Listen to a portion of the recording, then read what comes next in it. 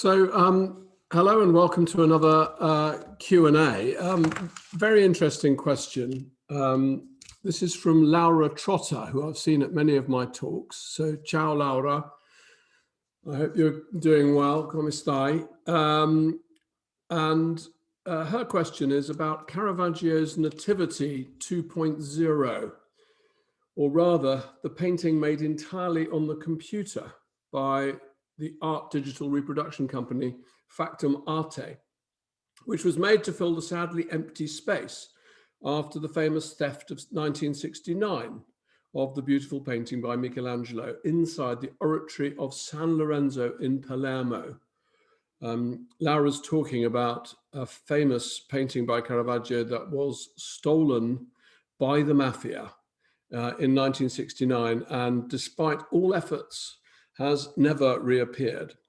And this company, Factum Arte, which specializes in creating amazingly faithful digital reproductions, three-dimensional digital reproductions, which not only give you an image that's tremendously close, but they also give you a piece of canvas that the image appears on, which has the same blemishes or marks or protuberances as the actual canvas. So it's not only a digital image, it's also a kind of digital map of an object that is produced, extraordinary things. So what Laura is asking or saying, she says, many people evaluate it as an irreverent, irritating marketing operation. But on the contrary, it could be a strong call to make people feel and understand that the theft has not only deprived Palermo and Sicily of a masterpiece, but has deprived the world itself of a precious and unique painting. And she says that it offers the opportunity, in her opinion, to admire how the place, the church, the inside of the church should have been until 1969, with the Nativity of Caravaggio framed in a room beautifully stuccoed by the Baroque master of stucco decoration in southern Italy, Serpota. So what do I think, she says? Well, in order to put you, as it were, in the picture, let me share my screen. There you should now see it. That's what Factum Arte has created. As I say, this digital reproduction of a painting, which in any case, if you were at mass in that oratory, you wouldn't be able to see that close up.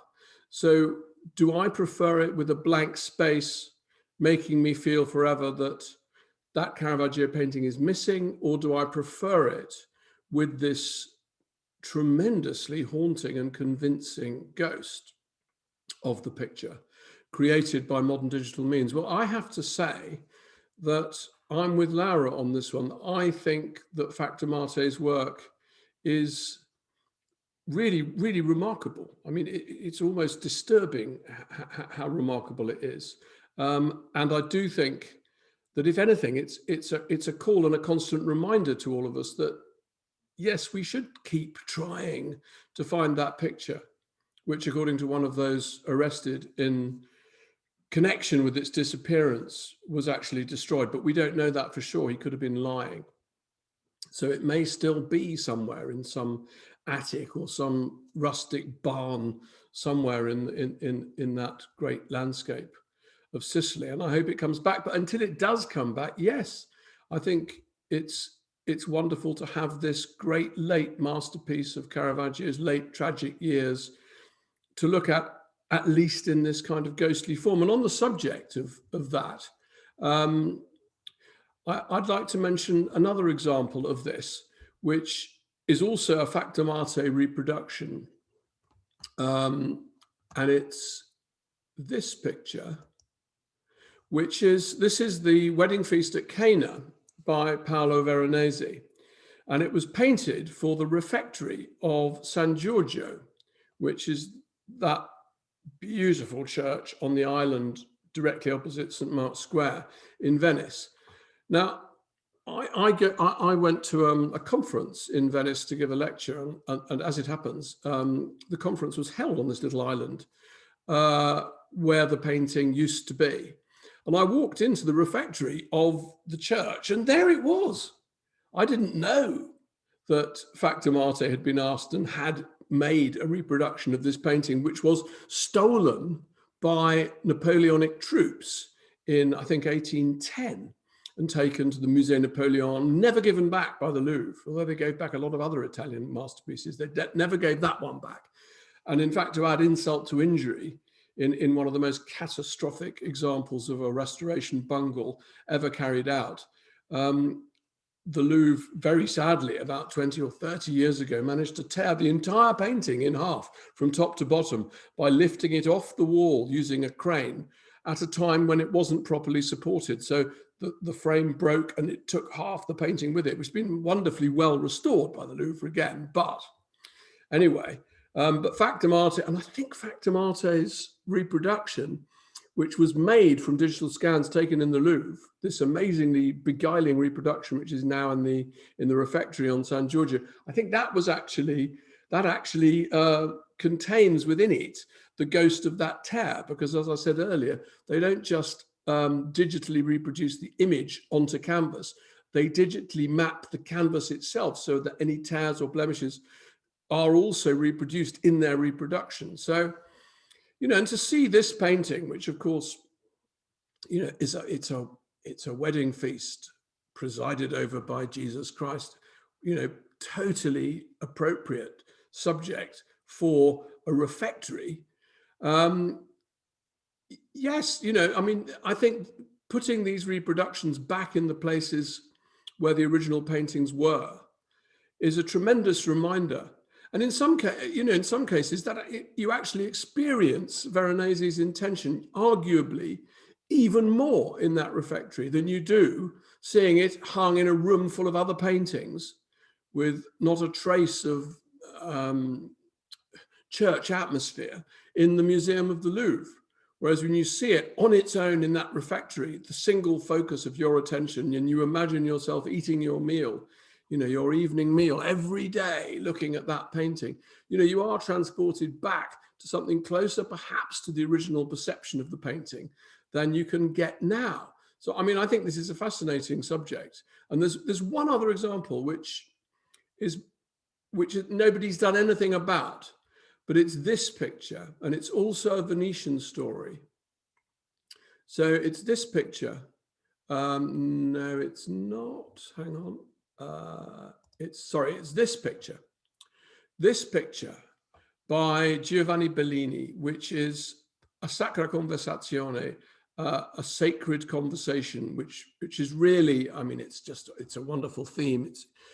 The idea is that these gathered saints, Saint Sebastian, Saint Francis, and so on, these gathered saints, they're not having a conversation with each other. They're having a conversation, each is having a conversation in his mind in which he meditates upon the divine mystery of the Virgin and her child.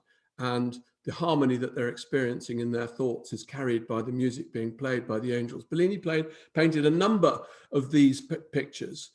The St. Job altarpiece is one of the greatest. The other is the San Zaccaria altarpiece, which still exists in the church for which it was commissioned, in a frame made of stone, which was designed by Giovanni Bellini. Now, the Pala di San Giobbe was also nicked. This picture that you're looking at now was also nicked by Napoleonic troops and returned to Venice. Not like, the Veronese was never returned, hence the reproduction. But this was never returned. This was returned, but it was returned and appropriated, given to the Accademia, the Museum of Venice. And that is where it still is. Now, the tragedy of that, and I think somebody should mount a campaign about this in Venice. The tragedy about that is that in the poor church of San Giobbe, Saint Job, Job the Sufferer, it was one of the 5 plague churches of Venice. Bellini's stone frames is still there. You could literally take this painting off the wall of the church, of the Accademia, and place it back into the architectural frame designed for it by Giovanni Bellini. And I'll show you what that looks like. I will show you what that looks like. Because here, if you look on the right, somebody has very cleverly taken a photograph of that stone altarpiece, the frame for the stone frame for Bellini's altarpiece, and they have put into it, they've imagined the process that I've just described. Because actually, if you go to the church, there's nothing in that frame. There's nothing. But look here. Look, the pilasters in the painting they carry through. The frame is part of the painting. So to have the painting on its own, as it is in the Accademia, is actually a form of sustained, continued vandalism. There is absolutely no reason for this picture, which is not a reproduction, to go back into the place for which it was intended and which Bellini designed for it. So thank you, Lara, for an absolutely fascinating question. Much food for thought there. But that's my answer. Yes, I absolutely approve of what they've done in Sicily. And I also approve of what they've done with the Veronese in Venice. But I don't approve at all of the fact that the Accademia has never,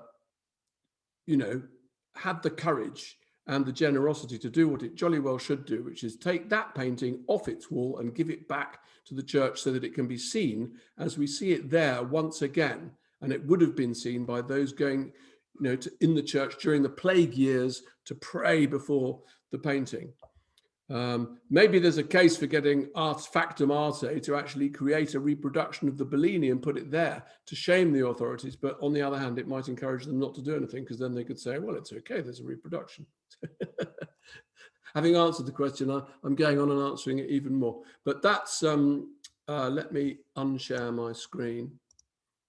So yeah, so that's my answer to Laura's fascinating question. Grazie tanto, Laura, and ci vediamo, I hope not, in the not too distant future. Ciao, ciao.